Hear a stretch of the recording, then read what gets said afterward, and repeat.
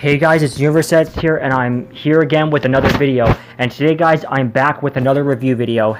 And I know, guys, I was supposed to do like a review like a long time ago, like a couple weeks ago, ever since I finished my review on Season 3, Episode 10 of Primal. But again, guys, it's been hard to even try to get a chance to even do a review.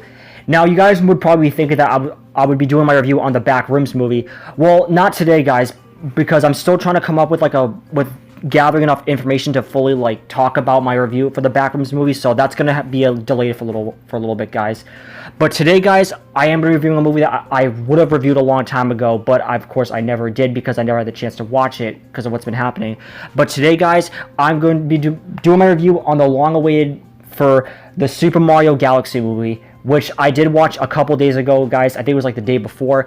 I actually downloaded on All Movies Downloader and watched it that way. And all I could say about this film is this was awesome. Like, that's all I can really say, but this movie was not only awesome, but it definitely had a lot of aura to it, if you ask me. And it really made me question, when the movie first came out, there have been so many harsh criticism from fans saying that this was the worst one in the franchise, which I did not even see how that was even true, because everything about this movie was just awesome. So I don't know how people thought this movie was terrible. But today, guys, I will be giving my thoughts and everything about it and tell you guys what I think, because this was really something, and I really cannot wait to share it. So let's get started. I would say, if you have not seen this, go watch it for yourself, because there will be spoilers, because it's been like months since this movie came out. I mean, the movie had probably just dropped for digital like about a month from now, but it's been like more than that since it released in theaters, so everybody has to have seen it by now. But let's get started, guys. Here's my review on the Super Mario Galaxy movie.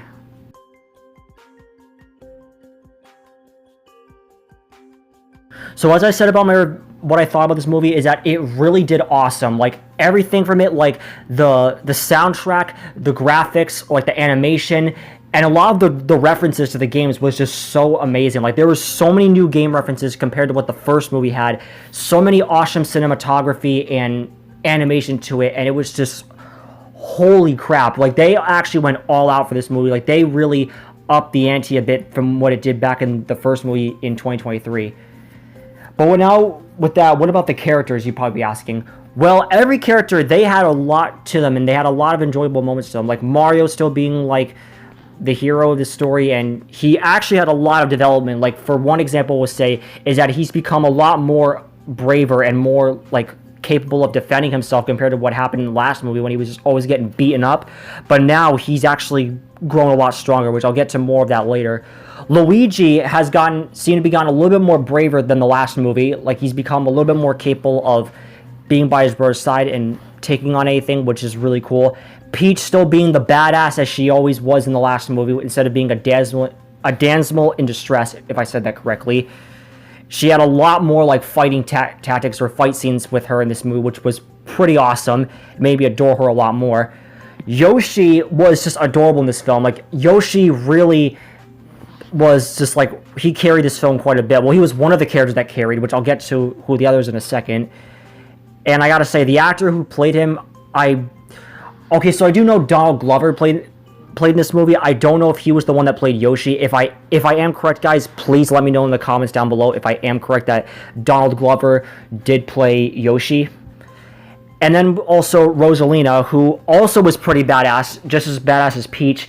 However, I will say there is one small complaint, is that they honestly could have put a little bit more of her in this film. She was actually more of the damsel in distress this time. So, like, basically at the beginning, she was kidnapped by Bowser Jr. in his, like, giant machine from the trailer that we saw, because that scene was actually for the start of the movie. And, yeah, like, and she was basically planned to have her power drained for Jr. and Bowser so they can use her power to destroy or conquer the universe.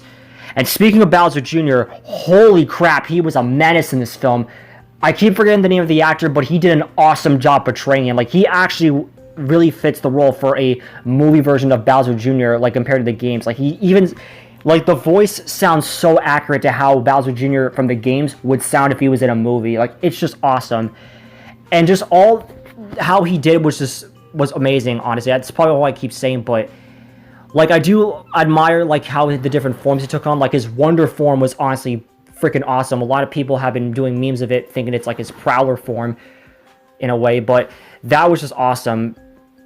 And then also we have the main guy, of course, the main other villain, Bowser, who I also adored Bowser the most in this movie. I think he was the one I really adored the most. He had so much character development in this movie. Like, from when it first shown, he was small, because at the end of the last movie, Rosalina gave him the mini mushroom, and he shrunk down to a smaller size and put him in a jar, and then he was living, like, in a small castle in a cage. But now he's in, like, a small, like, castle replica, and he's actually living a much better life. Like, he's more happy, and he's actually shown to have a bit of a change of heart.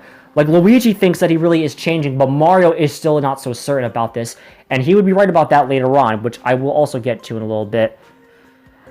And then also we have the other guy who delivered ore in this movie, Fox McCloud, who was also pretty cool too. Like, the way he was portrayed with being, like, so cool, and, like, he was very brave and everything. I'm probably saying this for, like, any characters, but I just don't really know what else to say. Even though he may have had a little bit of screen time, like, I mean, he had a bigger amount of screen time compared to Rosalina, he really did deliver on this film, and it's no wonder everyone just keeps talking about him. And given how he's not exactly a character from the Mario universe, I assume, there was another character or group of characters that were not from the Mario universe that I will also get to in a second with, like, the Easter eggs and everything. But yeah, like, that's with all the characters out of the way. Just what is some other stuff I can talk about? Well, for starters, for Yoshi, given how he would also carry this film, I do like at the beginning they jumped right into Yoshi, like, being, like, the center of attention after when Mario and Luigi got that complaint from those weird skull dudes from the desert. They heard, like, a noise and they found out to be Yoshi. And we learned about how at the end of the first movie, after when the Yoshi egg landed in Brooklyn, Yoshi basically was living his life there pretty much until he got chased by the police, and then he went through a warp pipe, and that's how he ended up there. Another cool detail during this scene is that we actually do see Donkey Kong briefly in the background, which I will be honest, I do wish they did bring back Seth Rogen to play as Donkey Kong in this movie, but at least they were kind enough to put him as a background character very briefly at the beginning of the movie. And Spike also had a little cameo too, like the guy that always bullies Mario and Luigi. And there's also something similar to that, which I will get to in a little bit as well. And then with Bowser and Bowser Jr., I really love the development they had. Like, first of all, with Bowser, like, he actually had a lot of character development with going to a redemption arc. So he basically was trying to convince Mario to turn him back to a normal size because he wanted to make things right. Even when Mario told Bowser earlier that his son attacked him and almost killed him when he tried to take back his father. But then when Bowser pissed Mario off enough where he stepped on Bowser, which turned him back to his normal size, Bowser clearly said that they won't regret this. And I also think there's a lot of memes of a gay Bowser meme, and people were kind of right about that because the fact that this man legit just kissed Mario, which, what the frick was that about? And he does kind of prove himself for a little bit when they go to, like, this Bee Kingdom, when they crash land on another planet after when they fought Bowser Jr., which, by the way, that fight was complete awesomeness, because I do like the amount of fight clips they gave to Bowser Jr., which I know what you guys are probably thinking, but we'll get to that at the end. So when they go to this Bee Kingdom to try and ask if they can find a way off the planet, the queen kind of, like, tells the guards to, like, take them prisoner, but Bowser decides to take their place while they go out and try to find Peach and Toad to tell them what happened while they went to go save Rosalina after one of the Lumas was captured with Rosalina by Bowser Jr., but he managed to escape to go warn Peach about this. So Bowser then reluctantly takes their place, and he vows them that he will, like, hopes that they go help Peach and Toad to save Rosalina, which, I will be honest, that was a huge W for Bowser. He really had a W right there for actually stepping up and being a hero right there. And while he was there, we almost got a reprise to his Peaches song, which I really do wish that we got, but unfortunately we didn't. But that's when he's ended up being captured by his son, and the two finally reunite. And we get one of the most wholesome father and son moments in any movie in history. So we find out that long ago, when Junior was a little tiny baby, Bowser would always tell him this bedtime story about them creating this place called Planet Bowser in order to conquer and destroy the universe by using the power of the Princess of the Cosmos, which is Rosalina. And that is exactly what Junior has done all this time while Bowser was away. Bowser does also kind of feel a little bit of regret for how he wasn't there for his son after all those years, but Junior does clearly show no, like, doesn't hold anything against his father, because all he wants to do is just make his father proud. And given how Bowser is trying to be a wholesome dad in the past with wanting to like keep his son's promise of destroying the universe. As malicious as it sounds, you can honestly adore Bowser for the fact he's actually trying to be a good dad, which I do admire that from Bowser. But even when now they're reunited, Bowser still has a bit of a connection with Mario and Luigi and kind of doesn't really want to kill them and tries to like persuade his son not to do so at certain parts of the film.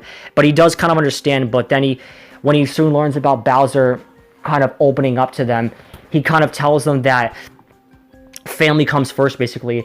And again, he'd be right about that. Family does come first. And it's something Jack Baker from Resident Evil 7 would say. Family always is first. But then when he does show him Planet Bowser, that immediately makes Bowser become a villain again at that point. So that redemption arc was kind of just gone downhill. While earlier in the film, as Toad and Peach are trying to find like the way to the planet to find out where Rosalina is, they end up, Toad gets his stuff taken by this monkey, which is taken into like this casino area where they then have a fight with Wart, who is like the King Frog dude. I know he was from one of the older Mario Bros games. I think it was Super Mario Bros 2 or 3, like the old classic ones. He served as like the final boss pretty much. And also another part during this fight scene when Peach is just like fighting all these enemies of some sort, which I don't know what they are. She like throws one to a Koopa and a certain like Mario enemy that I know a certain SML character would not have wanted to see. And do you want to know what kind of enemy from the Mario games what that was? Well, it was none other than fucking Spike! Spike? Who the fuck is Spike? I've never heard of Spike. Have you heard of Spike? No. Nobody's heard of Spike!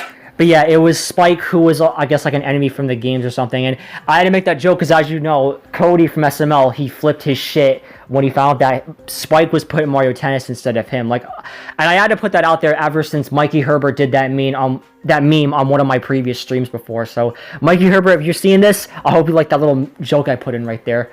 So that I just had to do that. And also, I think earlier or after, when Toad and Peach are trying to find their way to Rosalina's planet, there was those little tiny the red, blue, and yellow guys. I think they're called Pikmins or something. I forgot what they're called, but I've seen them in Smash Bros. They're like little dudes with like leaves on their heads. I think they're called Pikmins or something. If I'm saying them wrong, then let me know in the comments down below, guys.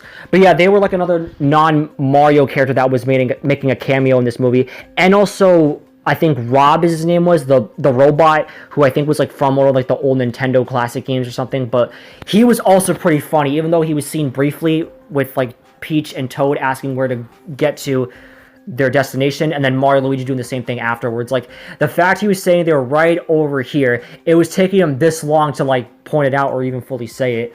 Like, bro was kind of giving me Flash vibes from Zootopia in a way. So that was also pretty funny. And also, another interesting part that I'm sure a lot of people were hyped for was the T-Rex that Yoshi, Toad, and baby Mario and Luigi get attacked by. And also, by the way, they do get turned into their baby forms by Junior when he shoots them with a baby gun. And then as Peach and Fox McCloud are trying to fix the ship after it crash-landed from Bowser Jr. on that planet, Yoshi and Toad go to save Luigi and Mario as they're messing around with the T-Rex, which ends up eventually waking up. And as obviously they did use the Jurassic Park or Jurassic World Rexy sound effects for it, it was kind of giving me the Fallen Kingdom vibes with Owen and Claire trying to get the bloodstream from Rexy. Because the fact they were kind of like playing on the T-Rex like it was a playground or something. So as they're getting chased by it, eventually as Toad tries to get the gun from Luigi or Mario, they end up actually shooting Toad with it, and then he becomes a baby. And now it's up to Yoshi to get them away from the T-Rex. And as they're running, they run across this giant like skeleton dinosaur bones of some sort, which you guys cannot say that was immediately giving me vibes of the giant like skeleton of whatever Titan that was from Godzilla X Kong: The New Empire. You know, the one that Kong and Zuko walked on to get to Scar King's lair in that movie? That immediately reminded me of that. But they do end up falling into a lake, and then as the T-Rex is about to eat Yoshi, they shoot it with the ray gun, and then the T-Rex turns into a baby. And then as Yoshi grabs the gun, he just turns the three of them back. And frickin' Luigi was starting to cry briefly when he got turned back into an adult. Like, oh my god. Then as Mario and Peach are kind of like taking out their anger after they crash landed and don't know how to get back to Rosalina's planet, as Luigi's trying to get a signal from Fox McCloud's radio, the Lumas from back at Rosalina's castle do end up hearing Luigi's voice from the radio back at their place, and then they do eventually come to their rescue and get them off the planet. And as they do make it back, Peach actually does find the book that Rosalina was about to read to the Lumas at the start of the film. And we do get a backstory of what happened to Peach, like, where did she come from? So it turns out she and her sister Rosalina, who was like the older sister of Peach, they lived on like a small planet which eventually grew with their powers, where if they put their hands close together, they can like unleash the power of the cosmos to create like life on their planet or something. But then as evil forces try to take their power for themselves, Rosalina was forced to send Peach away for her safety. And then as she ended up in the Mushroom Kingdom, that's when the Toads found her from the start of the first movie, or from the backstory we saw in the last movie. So that was a little good detail that they put right there. And now for the best part of the movie, the final battle, which, oh my god, this part was amazing. I love this part. So as the gang do make it to Planet Bowser, as Mario and Peach split up to go rescue Rosalina, while Luigi and Yoshi, I guess, like, go to something else, I forgot what it was. They end up going through like a big obstacle course, which definitely played a lot of homages to the games. Like, as they were running through this big obstacle course that Junior was setting up, through this computer that Junior and Bowser were watching them from, it was the perspective of the original Super Mario Bros. Game, which I think was honestly pretty cool. But as they manage to get through the obstacle course, Bowser decides to take matters into his own hands with trying to finish the two off as he stops them on a bridge. They do manage to evade Bowser, and then they cut the bridge and he falls into the lava, and then they think that he died, and Junior is deeply distraught from that. And then Mario and Peach do kind of feel remorse for killing his dad, because... And even then, I do like that, because even though Bowser was... He turned back to his villainous self, he still was trying to be a good dad, and him and Junior had a big connection, which I do admire, even if they're bad guys. And then as they think he died, you would be wrong about that, because then Bowser climbs out of the lava, and then we find out that he's turned into Dry Bowser, which is his skeletal form. And Jesus goddamn Christ, that aura from when he made that entrance was just fucking insane. Like, holy shit. And during this moment, Junior then goes into his Fury form, and the two then pursue Mario and Peach, which Mario does close the gate while Peach goes to save Rosalina so he can hold the other two off. And during this, Mario really did hold his own against those two, even despite they're probably more powerful than him. And that's what I meant before, how Mario definitely has gotten stronger, like even to the fact that he doesn't even need abilities. And speaking of abilities, I will get to that in a second. So as he's starting to get his ass whooped, Yoshi and Luigi do come to his rescue with a bunch of power-ups, like Mario gets the drill ability, and Luigi gets this cloud ability, and then Yoshi gets the ability where he's bloated and floating in the air like a balloon, and he's blue. And it's just an awesome fight. Like I said, the amount of fight scenes they had with Junior and Bowser and even Mario was just honestly amazing, which I know what you guys will be thinking, which again, I will get to that in a little bit. Eventually, they do prevail, where Luigi ends up snatching the brush from Junior, and he draws this, I forgot what it was called, like this little black stick figure guy who he paints, and then he smashes Dry Bowser into a bunch of pieces, and then Fury Jr. uses brush to create this giant paint dragon to try and kill the trio, which honestly, the way it looks definitely reminds me of like a live action Ender Dragon. So I wonder if this is the closest to what we'll get for the Ender Dragon in the next Minecraft movie, if it is true that it will be in the next movie. But ultimately, this fails for Junior, where it ends up eating him, but Mario does have a good heart, where he gets the red star, turns into Red Star Mario, goes into the dragon's stomach, and releases Junior and saves him. While Peach and Rosalina do manage to use their powers to get Rosalina out of this chamber that Junior is using to power the machine so they can destroy the galaxy, and then she ends up freeing her, and then they have a nice happy moment. And then at one point, they do go back to the Mushroom Kingdom, and they manage to rebuild the castle after it was destroyed from last time, or from earlier. And they do it in a old video game style, which was also a nice detail. And then that's it pretty much. Oh, and Junior does end up finding all his dad's like pieces eventually, when they do have like a nice moment right there. And it ends off with them being locked up in a prison cell, and that blue Luma from the last film is like their prison guard. And Fox McCloud does get his ship finally repaired, so bravo for that. And yeah, like I said, this movie was honestly amazing with the amount of references and callbacks to games. And other callbacks was the amount of other abilities, like the fire ability from the beginning, which I do wish they did more with that, but I was okay with that. And even Ice Mario appearing, Frog Luigi, and just a whole bunch of other abilities that they actually had little cameos of, which was just amazing. And now to get to the post-credit scene, which is, I'm sure, a few guys were waiting for. So it ends off with this little, like, wooden tree guy who was part of, like, that airport place from the earlier in the film where Peach and Toad were at, where he gets his stuff also taken from the same monkey that stole Toad's stuff, but then gets up getting knocked out by a mysterious figure. And when the little guy thanks the person for saving his stuff, that person that did so was none other than Princess Daisy, who also looks amazing in movie form, and kind of like what Paramount Pictures did with Amy in Sonic 3. We do not actually hear her voice act because they're probably still trying to find a voice actress to play her in the next movie, which I am curious to see where the third movie will go, because right now there's a lot they could perhaps like put for the next film. I do hope that maybe they do bring like other new villains. Like I was maybe hoping for this movie they would bring in Wario and Waluigi, which unfortunately they didn't. But hopefully maybe in the next movie they might do that. And I have been hearing about a lot of other spin-off films that they will be releasing for the Mario movie universe in the future. Like I did hear that they are going to possibly be working on or in early development of a movie that will feature both Rosalina, Peach, and Daisy, which I think will be awesome. And I know about a solo Donkey Kong spin-off film, which I think will be cool, which I don't know when that's going to come out. And another Mario movie that will come out, I think, in 2028 or 2029. So yeah, I do think that Illumination has a really good chance of expanding the Mario movie universe just as much as Paramount and Sega are going to expand the Sonic movie universe with more spin-offs and series and stuff like that. But other than that, like I said, this movie was honestly pretty amazing. I really do not understand why people hate this movie so much. If it was because of all of, like, the fact they tried so hard to make it be like the games pretty much, or it was too goofy, like, guys, come on. The first movie did that, so that's no exception to how this movie can be terrible. This movie honestly was awesome. I will maybe say the movie was a bit fast-paced, but I feel, then again, this movie did pretty good, like, in a solid way at this point. But overall, what are my thoughts of this movie, or what's my rating?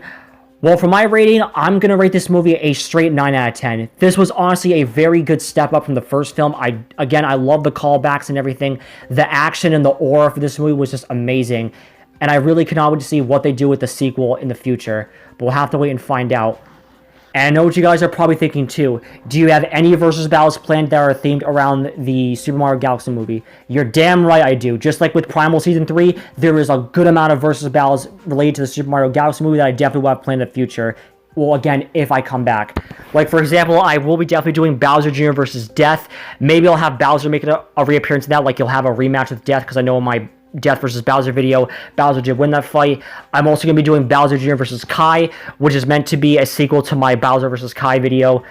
I also will do Bowser Jr. versus the Prowler. I guess you can know what that comes from, like that little joke right there. Donkey Kong versus Bowser Jr. And even Spear and Fang versus Bowser and Bowser Jr. And also, guys, yes, some of you guys may have seen from my DevanArt page, I will be adding Bowser Jr. into Season 4 of Savor the Multiverse. And that scene with Dry Bowser had definitely given me some ideas for how it could all play out towards the Season 4 finale. So you guys can expect a little treat right there if I do come back in the future and hopefully maybe do Season 4 at one point. But I wouldn't bear on it just yet right now, guys. But just be happy that Bowser Jr. will be in that series. So now, I wasn't planning on adding him at first, but I'm doing it for a couple reasons. Because one, in my old series, My Little Pony Quest Heroes The Multiverse, given how Savor the Multiverse is meant to be a remake to that series, Bowser Jr. was in it, but it was his game counterpart. So it would only be fair if we're also going to be adding him to Savor the Multiverse pretty much. And also, I just feel it would fit a little bit more, honestly, just in a certain way. So that's why I'm going to be adding Bowser Jr. in Savor the Multiverse Season 4. So you guys can look forward to that. But other than that, guys, that's going to wrap up my review for this movie, or for this movie review. My next review should hopefully be for the Backrooms. I will try to see what I can do with trying to, like, do my review on it. I still have to try to find some more information. And I will try to get my review sorted out soon for SML movie The Secret Door 2 and Chef PP Quits Part 7. So I'll try to get those done whenever I can, guys, so just bear with me on this. But other than that, guys, I'm going to wrap this up right here. I hope you guys enjoyed. Please like, share, and subscribe on this video. It would really mean a lot to me. Thank you guys so much for watching, and I will see you guys on the flip side. Peace.